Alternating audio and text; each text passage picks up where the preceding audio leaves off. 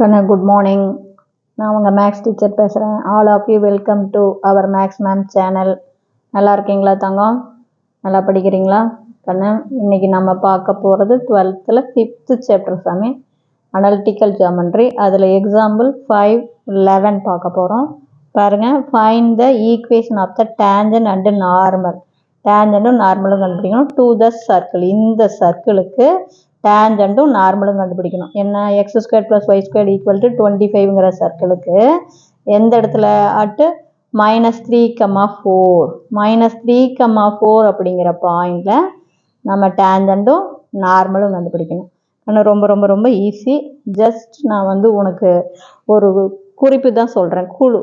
அதாவது 5 குறிப்பு சொல்ல போகிறேன், அதை பார்த்துக்கோ. ஈக்குவேஷன் ஆஃப் த டேஞ்சன்ட் போடணும். கிவன் நமக்கு என்ன கொடுத்துருக்காங்க அப்படின்னா நம்ம எழுதலாம். கிவன் என்ன கொடுத்துருக்காங்க, x² + y² = 25ன்னு ஈக்குவேஷன் ஆஃப் த சர்க்கிள் கொடுத்துட்டாங்க. இப்போ ஈக்குவேஷன் ஆஃப் த டேஞ்சன்ட் நல்லா பார்த்துக்கோ. Equation of the tangent, equation of the tangent, equation of the tangent அப்படிங்கும்போது கண்ணு நம்ம ரீப்ளேஸ் பண்ணணும். எப்படி ரீப்ளேஸ் பண்ணணும் அப்படின்னா கண்ணு, அந்த குறிப்பு தான் இங்கே போடுறேன். x² வந்தால் x(x1) ரீப்ளேஸ் பண்ணணும்.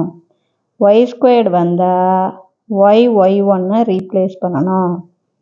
x வந்தால் 1/2 x + x1 ரீப்ளேஸ் பண்ணணும். அதே y வந்தால் 1/2 y + y1 அப்படின்னு ரீப்ளேஸ் பண்ணணும். அதே xy வந்தால் 1/2 xy1 + yx1 ரீப்ளேஸ் பண்ணணும். இவ்வளோதான். இந்த 5 குறிப்பு இருந்ததுன்னா நீ ஈக்குவேஷன் ஆஃப் த டேஞ்சன்ட் ஈஸியாக போட்டுடலாம். நான் சொல்கிறது புரியுதா கண்ணு?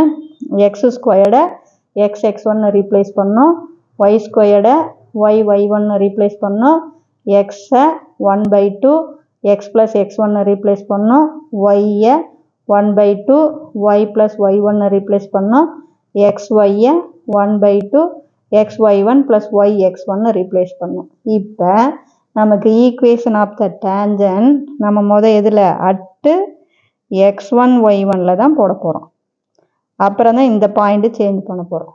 அப்போ நமக்கு என்ன வரும், x² என்னென்ன ரீப்ளேஸ் பண்ணலாம், x(x1) + y² y(y1) = 25. புரியுதா தங்கம்? இது என்ன, equation of the tangent at x1 y1. இப்போ நமக்கு equation of the tangent at -3,4 அப்போ போப்போம். அப்போ ஈக்குவேஷன் ஆஃப் த டேஞ்சன்ட், புரியுதா சாமி? Equation of the tangent at என்ன பாயிண்ட் கொடுத்துருக்காங்க, பிங்கிற பாயிண்ட்டு -3,4. அப்போ இது x1 இது y1 எடுத்துக்கோங்க. அப்போ தேர்ஃபோர் நமக்கு என்ன கிடைக்கும், இதில் சப்ஸ்டிட்யூட் பண்ணலாம் சாமி. அப்போ x அப்படியே இருக்கும். x1க்கு பதிலாக -3 + y × y1க்கு பதிலாக 4 = 25ன்னு கிடச்சிரும். அப்போ இதை மல்டிபிள் பண்ணும்போது -3x + 4y = 25. இப்போ குறியை சேஞ்ச் பண்ணிக்கோ.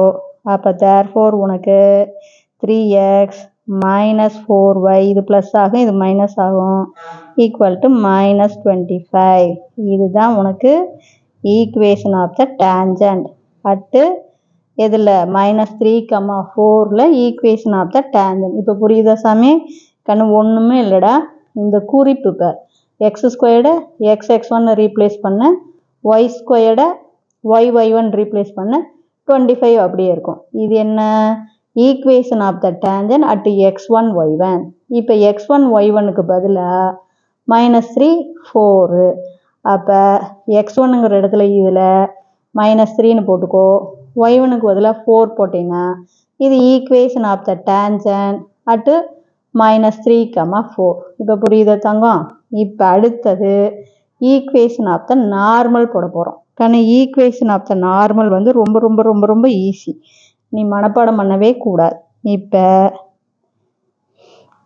Equation of the normal